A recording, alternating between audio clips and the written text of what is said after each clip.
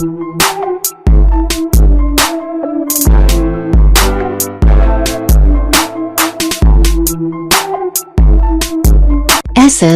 at war over secret talks on Alex Salmond's sexual misconduct claims.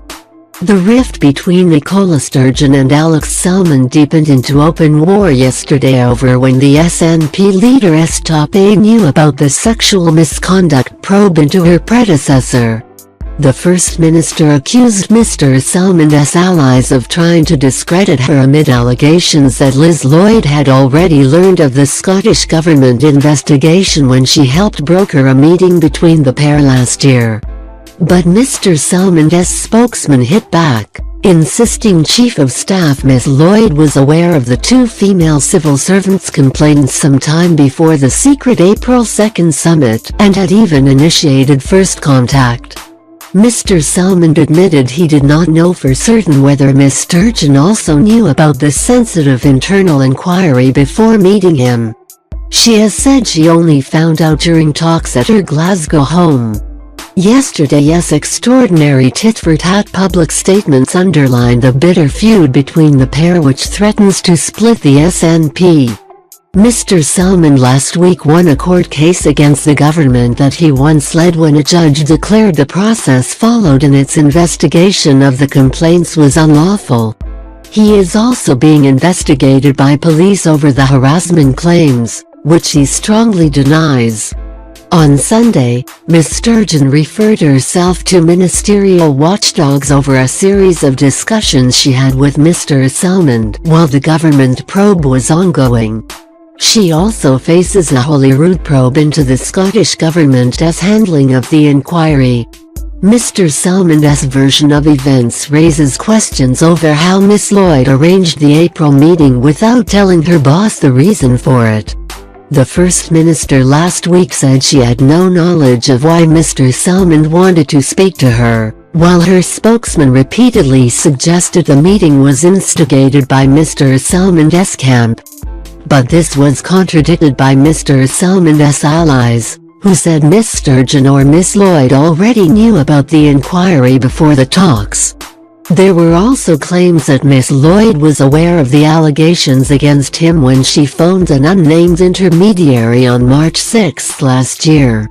It was alleged she had warned Mr Salmond against a return to frontline politics by standing if another election was called. But this was vehemently denied by a spokesman for Miss Sturgeon. He said, "This appears to be an attempt to smear the First Minister." Suggestions by Mr Salmond's insiders that the First Minister knew about the investigation before April 2 are not true. The suggestion put to Miss Sturgeon's Chief of Staff by the Times, that she knew of complaints when she met someone who could be described as an intermediary for Alex Salmond on March 6, is also not true. He added, "At the heart of this matter remains the fact that complaints were made that could not be swept under the carpet, and the First Minister and Scottish Government will not say or do anything which might risk prejudicing the police investigation." The government admitted Miss Lloyd met someone who could be described as an intermediary to Alex Salmond on March 6, but insisted this was an informal discussion between friends. It said any reference to allegations or complaints of sexual harassment against Mr Salmond was in the context of media inquiries around the time the #Me Too campaign started. But this was trashed an hour and a half later when Mr Salmond's spokesman issued his own bombshell statement. The spokesman said, "In the interests of accuracy, it is the case that the First Minister's senior special advisor knew of the existence of complaints against Alex sometime before the meeting of April 2, and that she initiated the first contact through an intermediary.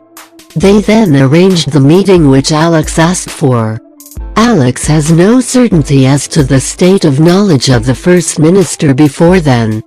He insisted the substantive issue is not whether Miss Sturgeon broke the ministerial code, but the institutional fiasco that led the Scottish Government to admit its inquiry was unlawful. Miss Sturgeon has admitted having 3 meetings, including 2 at her home, and 2 phone calls with Mr Salmond last year to discuss the investigation. The SNP leader claims that the discussions related to party business and are not subject to strict Scottish Government rules on record-keeping. The Tories said the escalating civil war showed the need for a parliamentary inquiry. Conservative MSP Annie Wells said, "This intervention puts Scotland's current SNP First Minister, and Scotland's previous SNP First Minister, at loggerheads." Nicola Sturgeon may think she has dealt with this by referring herself under the ministerial code, but only a full Holyrood inquiry will get to the bottom of this unedifying conflict, one which is now approaching a full-blown scandal. The public deserve to know what Miss Sturgeon did and didn't know about this, and what her most trusted staff member did and didn't know.